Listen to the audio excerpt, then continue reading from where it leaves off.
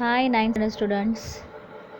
आज हम जो आपका ग्रामर का सेक्शन बाकी था वो हम देखेंगे। मतलब शब्दांच्या जाति क्रिया विशेषण तक देखा था हमने। आगे देखेंगे क्रियापद। आज देखते हैं क्रियापद। क्रियापद 8th स्टैंडर्ड में तो आप पढ़े होंगे। क्रियापद किसे कहते हैं? वाक्याचा अर्थ पूर्ण करणाऱ्या क्रियादर्शक शब्दाला क्रियापद असे म्हणतात। वाक्य दिए इधर, लक्ष्मण पेरू खातो। दूसरा वाक्य दिया है सीमा अभ्यास करते।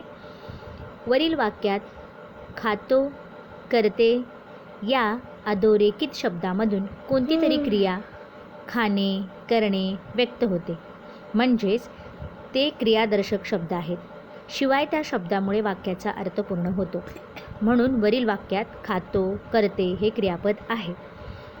मतलब बच्चों, जो वाक्य दिया है लक्ष्मण पेरू खातो, अगर खातो या अगर शब्द नहीं रहता, क्रियावाचक शब्द नहीं रहता, तो हमें उस वाक्य का मीनिंग समझ में नहीं आता, या तो वो वाक्य पूरा नहीं होता। इसलिए क्रियापद किसे कहते हैं?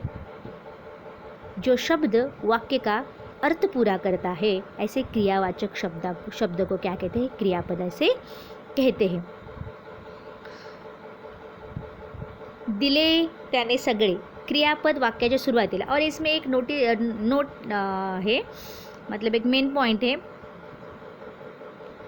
जो क्रियापद रहता है वाक्य के पहले आता है, वाक्य के बीच में आता है और वाक्य के बाद भी आता है। वाक्य के बाद मतलब नाउन के बाद, ठीक है। शुरुआत मतलब स्टार्टिंग में भी आता है। जैसे पहले के सेंटेंस में देखिए, दिले त्याने सगळे। दिले क्रियापद क्या हुआ है? पहले आया है, वाक्य के पहले। उसके बाद एक होता राजा, क्रियापद बीच में आया है, होता। और आई जेवन करते, ये वाक्य के लास्ट में आया है, क्रियापद लास्ट में आया है। इस तरह वाक्य क्रियापद का जगह रहती है बच्चों। इस तरह क्रियापद आते हैं वाक्यों में। पहले आता है, शुरुआत में आता है, बीच में आता है और लास्ट में आता है। ये स्वाध्याय देखेंगे थोड़ा हम। इसमें दिया है खालील वाक्यातील क्रियापदे ओळखा। उद्या मी शाळेत लवकर जाणार। जाणार हे क्रियापद आहे। हे कमळाचे फूल अतिशय सुंदर आहे। हे या वाक्यातील क्रियापद आहे। प्रश्न दूसरा है, क्रियापद योजून खालील वाक्यातील रिकाम्या जागा भरा। सीमा टीव्हीवरील बातम्या पाहते, पहले वाक्य में आएगा। आपको ब्रैकेट में दिया है करतो, पाहते, लिहितो, ये क्या दिए है? शब्द दिए है। तो इसमें से आपको फिलअप करना है योग्य क्रियावाचक शब्द। सूरज सकाळी व्यायाम करतो, तो आईला पत्र लिहितो। इस तरह स्वाध्याय है आपका क्रियापद के आधार पे। अभी अविकारी शब्द का शुरुआत होती है इधर से बच्चों। ये जो क्रियापद तक था वो विकारी शब्द में आता है, मतलब नाम, सर्वनाम, विशेषण और क्रियापद। ये चार है जो क्या है? विकारी शब्द। और अविकारी शब्द में क्या आता है? क्रिया विशेषण अव्यय, शब्द योग्य अव्यय, उभयान अव्यय और केवल प्रयोग्य अव्यय। तो अविकारी शब्द का स्टार्टिंग होता है क्रिया विशेषण अव्यय, इसको कहते हैं ॲडवर्ब। क्रियापदाबद्दल विशेष माहिती सांगणाऱ्या अविकारी शब्दाला क्रिया विशेषण असे म्हणतात। मतलब बच्चों, इधर सेंटेंस दिए हैं, सचिन पटपट चालतो। इसमें क्रियापद है चालतो। इस क्रियावाचक शब्द को अगर हम क्वेश्चन करते हैं, मतलब एक प्रश्न पूछते हैं कि सचिन कसा चालतो, तब हमें जो उत्तर मिलता है वो क्या रहता है? क्रिया विशेषण अव्यय। मतलब क्रियावाचक शब्द के बारे में जो शब्द हमें ज़्यादा जानकारी देता है उसको क्रिया विशेषण अव्यय कहते हैं। मतलब सचिन पटापटा चालतो, पटापट चालतो। अभी सचिन कसा चालतो? पटापट। अभी पटापट क्या है? ये क्रिया विशेषण अव्यय है, क्योंकि हमें सचिन के चलने के बारे में वो शब्द जानकारी देता है। ओके बच्चों, सेकंड वाक्य है, तो पुरावा तुझ्याकडे येईल। तो परवा तुझ्याकडे येईल। तो तुझ्याकडे कधी येईल? परवा। मतलब आने की क्रिया के लिए, मतलब कब आएगा? परसों, लाइक दैट। ये हमें समझ में आता है। मतलब क्रिया विशेषण का इन शॉर्ट में क्या है मीनिंग? जो शब्द हमें क्रियापद के बारे में, क्रिया के बारे में ज़्यादा जानकारी देता है उसे क्या कहते हैं? क्रिया विशेषण अव्यय। अभी स्वाध्याय दिया है इस पर, खालील वाक्यातील क्रिया विशेषण अव्यय ओळखा। पहला वाक्य है, काल बाबा आमच्यावर खूप रागवले। इसमें दो क्रिया विशेषण अव्यय है। रागवले रागवले को क्वेश्चन करना है। बाबा कब रागवले? काल। और कितना? खूब। गुस्सा के रागवले मतलब गुस्सा, मतलब इसमें आएगा काल और खूप. दुसरा वाक्य आहे भारताने पाकिस्तानावर सहज मात केली. इसमें आएगा सहज. कैसी मात की? सहज असं. त्यानंतर तिसरा आहे घोडा अतिशय वेगाने पळतो. इसमें आएगा अतिशय वेगाने, क्योंकि ये पढ़ने के बारे में मतलब वो दौड़ने के बारे में उसका क्या है ज़्यादा जानकारी देता है, शब्द देता है अतिशय वेगाने मतलब बहुत तेज़. अभी खालील क्रियाविशेषण अव्ययाचा वाक्यात उपयोग करायचा. मतलब आपको क्रियाविशेषण अव्यय दिए उसका वाक्य बनाना है. काल. काल सकाळी पाऊस पडला नाही. पडना ये जो क्रियावाचक शब्द है. कधी पडला नाही पाऊस? काल. समोर. मुलांनो समोर बघा. पूर्वी लोग खूब मेहनत करत होते. इस तरह आपको हर एक अव्यय के बाद में स्वाध्याय दिया है. अभी सेकेंड देखते हैं अविकारी शब्द में शब्दयोगी अव्यय. प्रिपोजिशन कहते हैं उसको. उसकी डेफिनेशन है वाक्यात नाम किंवा सर्वनामाला जोडून येणाऱ्या अविकारी शब्दाला शब्दयोगी अव्यय असे म्हणतात. इसके लिए बच्चों सेंटेंस दिए गए हैं. सेंटेंस के थ्रू हम समझ के लेते हैं. टेबलावर चष्मा आहे. अंडरलाइन किया हुआ शब्द है बच्चों वर. दूसरा दिया है तिच्या जवळ चित्राचे पुस्तक आहे. जवळ ये जो शब्द है ये अंडरलाइन किया है, अधोरेखित किया है. अभी जो वर और जवळ ये जो दो शब्द है ना, वो शब्द नाम के साथ आए मतलब संज्ञा के साथ आए हैं, इसलिए वो शब्द क्या है शब्दयोगी अव्यय. मतलब इसकी डेफिनेशन क्या है, जो शब्द संज्ञा के साथ आता है उसको क्या कहते हैं उभयान्वयी शब्दयोगी अव्यय. सॉरी बच्चों, उसको शब्दयोगी अव्यय ऐसे कहते हैं. वो संज्ञा के साथ आता है, सर्वनाम के भी साथ आता है. ठीक है. अभी तिच्या जवळ, तिच्या ये क्या है सर्वनाम, तो जवळ ये सर्वनाम के साथ भी आया है, इसलिए उसको क्या कहते हैं शब्दयोगी अव्यय. अभी सामान्य रूप इसमें दिया है शब्दयोगी अव्यय. मग शब्दयोगी अव्यय जोडताना शब्दाच्या मूळ रूपात होणाऱ्या बदलाला सामान्य रूप असे म्हणतात. मतलब शब्दयोगी अव्यय जब हम ज्वाइन करते हैं किसी नाउन के साथ तो उसका जो मूल रूप मतलब मेन वर्ड रहता है उसको सामान्य रूप कहते हैं. अभी खालील अधोरेखित शब्दांकडे नीट लक्ष द्या. मध्ये दिया इधर त्यांच्या घरासमोर विहीर आहे. अभी घरासमोर, घर ये क्या है संज्ञा और समोर क्या है ये उभयान्वयी शब्दयोगी अव्यय. आईने पलंगावर चादर ठेवली. पलंग ये जो शब्द है वो संज्ञा है और वर ये क्या है शब्दयोगी अव्यय. अभी शब्दयोगी अव्यय जोडल्यामुळे मूळ शब्दात कोणता बदल होतो ते वाचूया. अभी इन दो शब्दों में पहला मूल शब्द क्या है घरासमोर, इसमें से मूल शब्द क्या है घर, और घरा हा समोर हा शब्द लागल्यामुळे त्याच्यात झालेला बदल. पलंग हा मूळ शब्द आणि पलंगावर हा शब्द शब्दयोगी अव्यय लागल्यामुळे जो पलंगा हा काय आहे त्याचा दुसरं रूप मतलब दूसरा रूप आहे झालेला बदल. खालील तक्ता अभ्यासा. शब्द हे आई बरोबर, मूळ शब्द आई आणि शब्दयोगी अव्यय बरोबर. नदीमध्ये नदी आणि शब्दयोगी अव्यय मध्ये. अभी शब्दयोगी अव्यय काही वेळा च, मात्र, ही, देखील, सुद्धा यांसारखे शब्दयोगी अव्यय जोडून ही मूळ शब्दांच्या सामान्य रूपे होत नाहीत. अशी शब्दयोगी अव्ययांना शुद्ध शब्दयोगी अव्यय असे म्हणतात. मतलब मी उद्याच मुंबईला जाईन. अभी च ये मतलब इसको शुद्ध शब्दयोगी अव्यय, ये क्या है संज्ञा के साथ मतलब ये विभक्ति के जैसा ऐसा प्रत्यय लगता है. मतलब उद्याच च लगा हुआ है इधर, और देखिल कई शब्द में ऐसा होता है तो उसको शुद्ध शब्दयोगी अव्यय ऐसे कहते हैं. इसमें भी स्वाध्याय दिया है बच्चों. पलंग मतलब दिए गए सेंटेंस में शब्दयोगी अव्यय पहचानना है. दिया है आपको स्वाध्याय पलंगा खाली मांजर लपले आहे. उसमें आएगा खाली.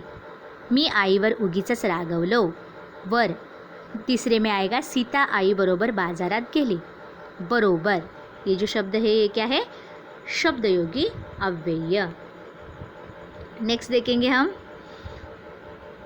उभयान्वयी अव्यय. अभी इधर दूसरा भी क्वेश्चन दिया है बच्चों, वो आप सॉल्व करोगे. खालील वाक्यातील अधोरेखित शब्दांचे मूळ शब्द लिखना है और शब्दयोगी अव्यय उसका लिखना है. घराबाहेर उसमें से आएगा घर ये मूल शब्द और बाहर ये उसका शब्दयोगी अव्यय दिया है बच्चों, आप कर सकते हो ये. अभी 7th है अपना अविकारी शब्द में 8. 7वां उभयान्वयी अव्यय मतलब कंजक्शन. दोन शब्द किंवा दोन छोटी वाक्ये जोडणाऱ्या अविकारी शब्दाला उभयान्वयी अव्यय असे म्हणतात. सेंटेंस दिया है इधर बच्चों, सुरेश आणि रमेश दोघे मित्र आहेत. दुसरा दिया आहे, तो व राज दोघे पुण्याला जाणार आहेत. तीसरा शब्द दिया है, मी तिकडे गेलो पण तो आलाच नाही. अभी देखिए बच्चों, इन 3 सेंटेंस में पहले सेंटेंस में 2 वाक्यों को जोड़ा गया है, दूसरे सेंटेंस में 2 शब्दों को और तीसरे में भी 2 शब्दों को. मतलब इसका अर्थ क्या है, उभयान्वयी अव्यय मतलब कंजक्शन मराठी में किसे कहते हैं, जो शब्द 2 वाक्यों को, 2 शब्दों को या तो 2 घटनाओं को जोड़ता है उसको क्या कहते हैं, उभयान्वयी अव्यय. और ये 2 वाक्य 2 शब्द जोड़ने के लिए कौन से शब्द यूज़ किए जाते हैं, आणि व पण किंवा परंतु कारण, ऐसे. ठीक है बच्चों.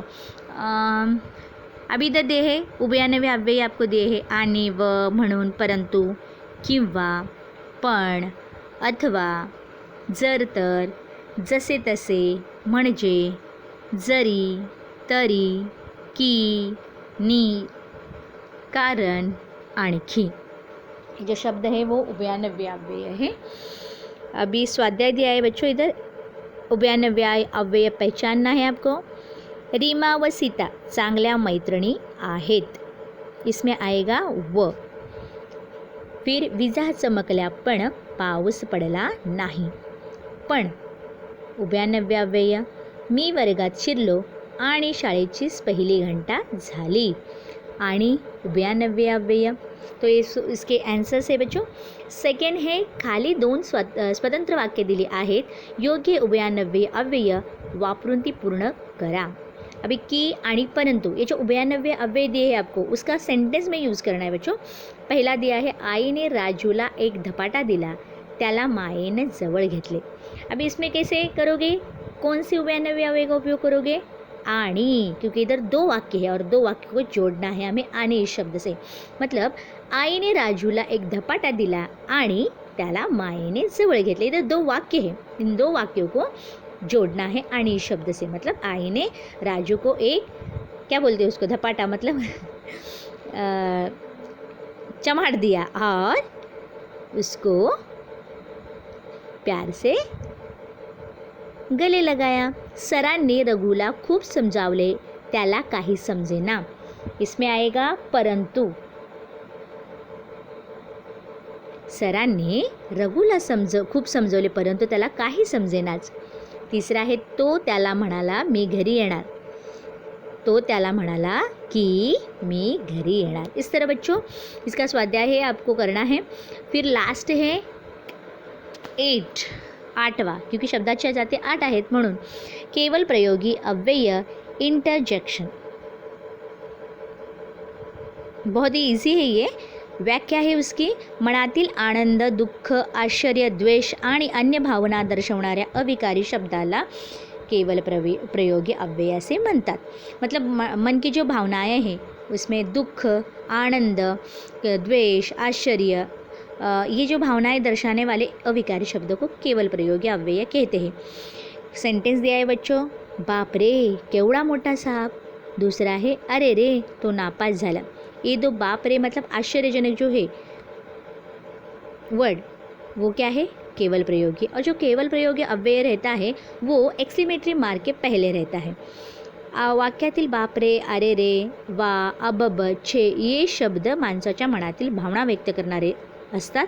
अशा शब्दांना उद्गारवाचक शब्द असे म्हणतात. आणि यांनाच उद्गारवाचक मतलब हमारे मन से हमने बोले हुए शब्द रहते हैं, इसलिए इन शब्दों को क्या कहा जाता है, उभयान्वयी केवल प्रयोगी अव्यय. सॉरी मिस्टेक हो रही मेरी थोड़ी. म्हणजेच अबब, अरे रे, आहा, शाबास, छे छे, अच्छा हे शब्द केवल प्रयोगी अव्यय आहेत. मतलब भावना व्यक्त करणाऱ्या कोणत्याही उद्गारवाचक शब्दापुढे उद्गारवाचक चिन्ह आपल्याला दिलंच पाहिजे, पुट करना अनिवार्य है. उसके बाद स्वाध्याय दिया है बच्चों. खालील वाक्यांच्या आरंभी कंसातील योग्य केवल प्रयोगी अव्ययांचा वापर करा. पहिला दिया है डॉट डॉट, काय सुंदर पुस्तक आहे. आहा, काय सुंदर पुस्तक आहे. दुसरा डॉट डॉट किती स्तंभ सुगंध पसरला आहे, सॉरी किती मस्त सुगंध पसरला आहे. वाह, दूसरे में वाह आएगा. और तीसरे में आएगा किती लागले रे तुला, अगं आई ग किती लागले रे तुला, ऐसे. ठीक आहे. दुसरे में क्वेश्चन दिया आहे केवल प्रयोगी अव्ययांचा वाक्यात उपयोग. वा वा वा वा तुझा पतंग खूपच उंच उडाला. दूसरा अरे बापरे केवढा मोठा अजगर. तीसरा छे मी तसे म्हणालोच नाही. इस प्रकार बच्चों आपका जो पहला लेसन है शब्दांच्या जाति मराठी ग्रामर का वो इधर फिनिश हो गया, ख़त्म हो गया. आपको ये बेसिक है बच्चों, ये अच्छे से प्रिपेयर करना है, अच्छे से लर्न करना है. और अगर कुछ इसमें प्रॉब्लम होगा तो आप मुझे पूछ सकते हो बच्चों. सो थैंक यू और अच्छे से लर्न कीजिए.